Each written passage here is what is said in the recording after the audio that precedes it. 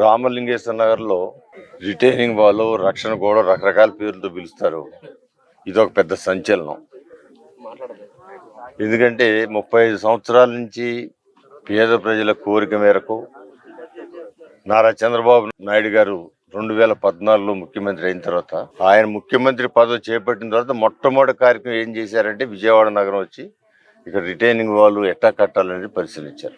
ఆ ఆంజనేయ స్వామి సాక్ష్యం, ఆ ఆంజనేయ స్వామి గుడెక్కి అక్కడి నుంచి చూసి అధికారులకి సూచనలు ఇచ్చి దీన్ని మొదలు పెట్టించడం జరిగింది.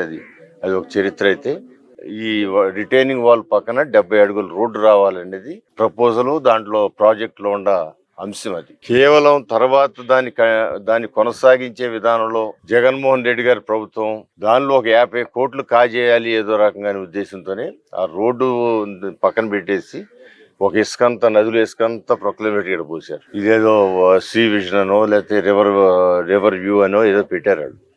సరే, రివర్ వ్యూ అని పేరు బాగానే ఉంది, అది చూడటానికి కూడా కొంచెం బాగానే ఉండొచ్చు. కానీ ఇక్కడ ఉన్న అనేక మంది కొన్ని వేల కుటుంబాలు ఉన్నాయి ఇక్కడ. మొత్తం యనమల కుదురు మొదల నుంచి చూసుకుంటే బస్ స్టాండ్ వరకు ఉన్న వేలాది కుటుంబాలు ఉన్నాయి.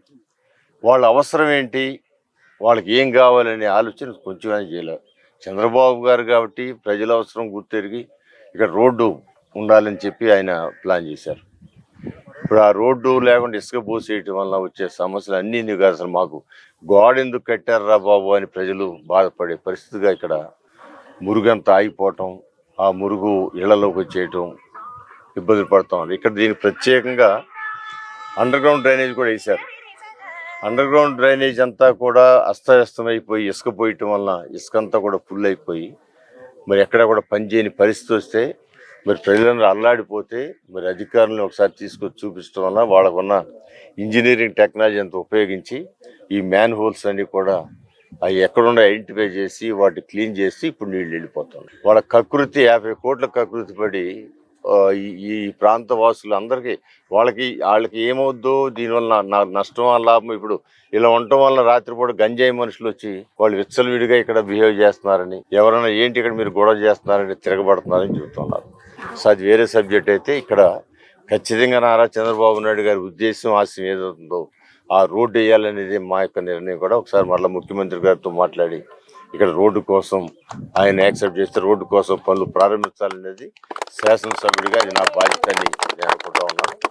అదేవిధంగా ఈ డ్రైనేజీ, అదేవిధంగా ఆ మెయిన్ రోడ్డు మీద ఉన్న పైప్ లైన్ అంతా కూడా ఇటు మార్చాలండి. ఇటు మార్చితే అది అందరికి అనుకూలంగా ఉంటుంది. అక్కడంతా కూడా ఆ రోడ్డు అంతా కూడా ఇప్పుడు డిస్టర్బ్ అయిపోతూ ఉంది.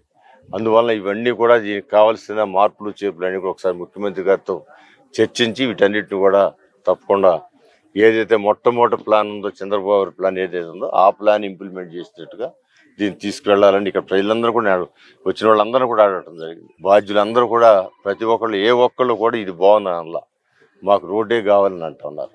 ఎందుకంటే ఈ కాలనీలో ఎటు నుంచి ఎటు వచ్చినా ఇటైనా వెళ్ళొచ్చు. అది ఈ రోడ్డు యొక్క గొప్పతనం.